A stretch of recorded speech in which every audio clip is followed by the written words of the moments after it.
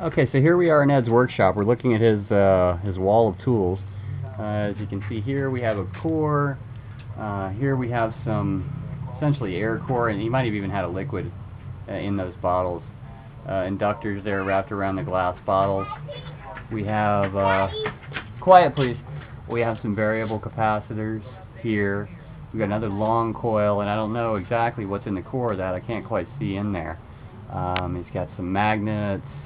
We've got some other coils going on up here, which I find all pretty interesting, because these are devices that you can use to tune various etheric or flux related current or circuit segments. So what I'm going to postulate is that he used these chains and winches here, these devices, to essentially act as the conductor for the flux which polarized the stones which he was moving. You can see we'll get a full range of his tools here, so we know what all he had to work with. This is my little girl. Here's that flywheel right here. Try to get a good view around this thing. You can see the handle there, where one would crank it. And as you can see, this apparatus here is connected. That would be where he's pulling the flux off of the flywheel in the process. Now, what I really don't know about is these look like coil former kind of areas here on this crankshaft where a coil could have been connected, or it just could be part of the old engine block that he used to make what he needed.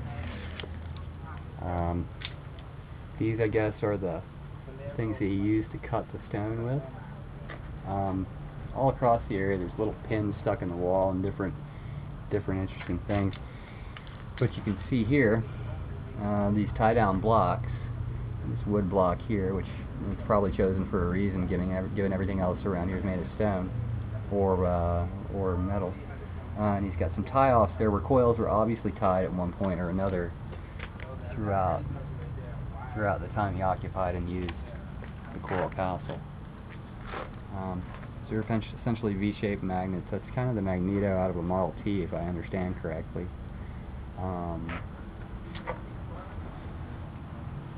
Lots of very interesting things in here.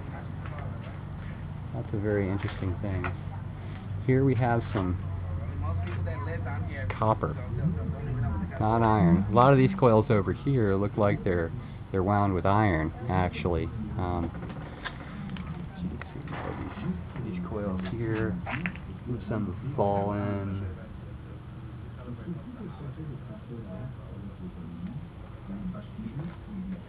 So apparently he was using these as his coil formers, quite obviously. And the coils would attach over here near the flywheel. And then we look out into the castle proper. Okay, so we're just outside of Ed's workshop here, and I noticed this stuff. He's got some additional chain here and some really heavy gauge iron wire here. You can see how rusted it is. These are the conductors that he used to move the flux to both cut and move his stones. I'm willing to wager. We've got some more over here. As you can see, these are very long lengths of this iron wire.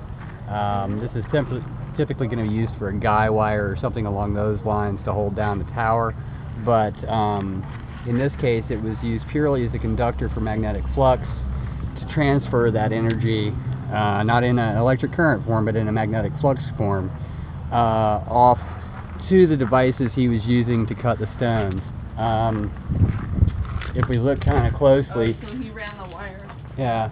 If we look kind of closely here, this isn't a great example of it, but you can see the lighter spot in the stone here. That's one of the cut marks, and you can see they're vertical. If I go around the exterior of the property, they're very well pronounced. So what we think was happening was he was taking these metal slats here and inserting them magnetically, either by chipping away or by driving them magnetically into the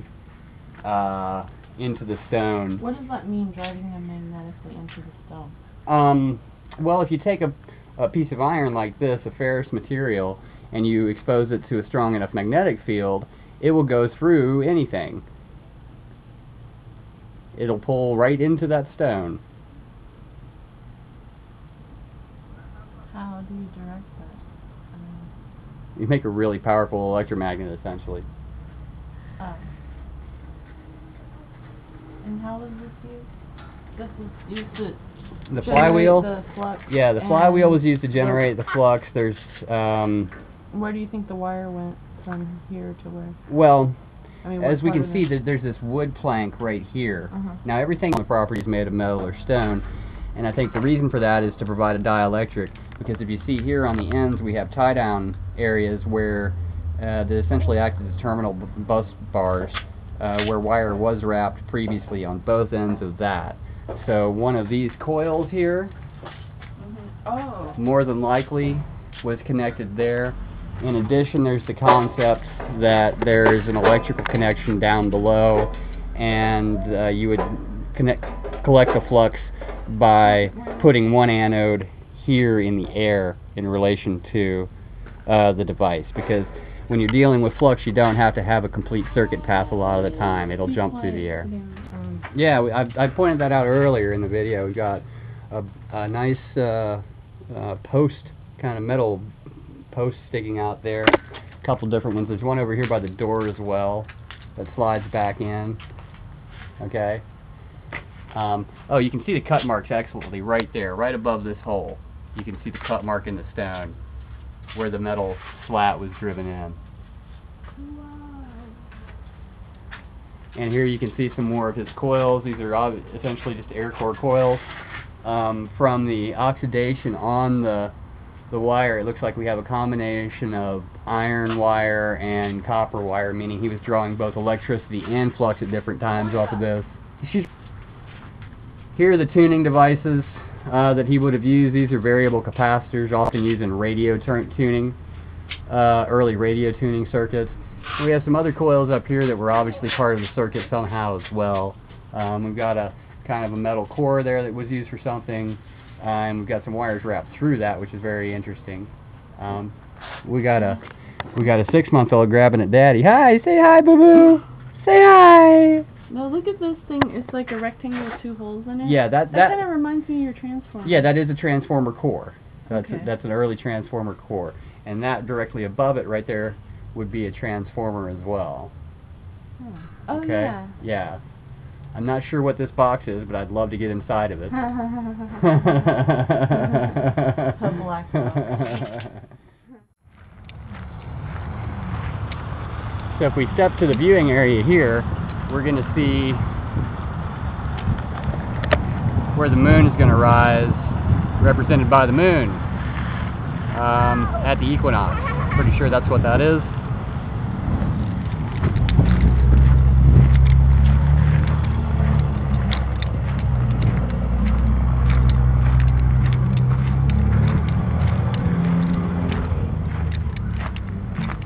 And then this, I believe, was made to align with Polaris. As such, there's your crosshairs up there on the hole, and when you line up the tip of the pyramid with the crosshairs, I think you're going to wind up with Polaris or pretty close.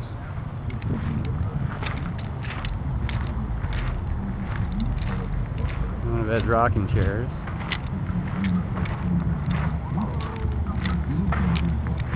This 9-ton gate over here used to spin freely. But they repaired it, and now it doesn't spin as well anymore. I'm going to go up and get the view from this bedroom.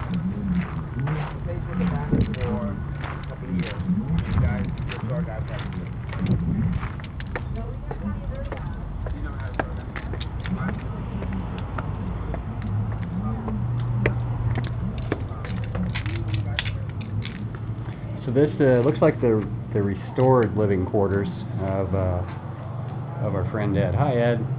Say hi. We still love you, buddy. We have a chair, a hanging chair, a really incredibly uncomfortable looking mattress here, and some storage goods.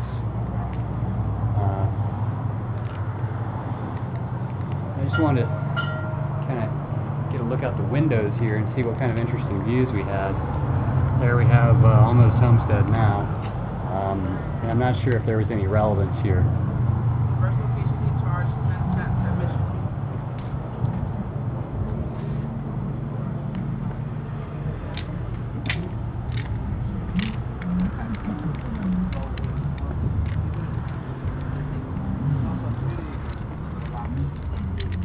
Once you gave him the money or anything in exchange, he introduced you to the castle by pushing this 6,000 pound turnstile.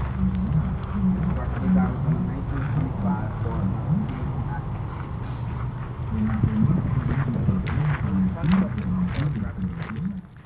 Wires here. These, all these chains, and this is actually copper wire here. This is, yeah, this would be used for moving electricity, I think. I don't think we have any iron wire over here. I think he used big chain to move all the flux, because he understood it pretty well. It's a magnificent thing this man has built. Truly magnificent.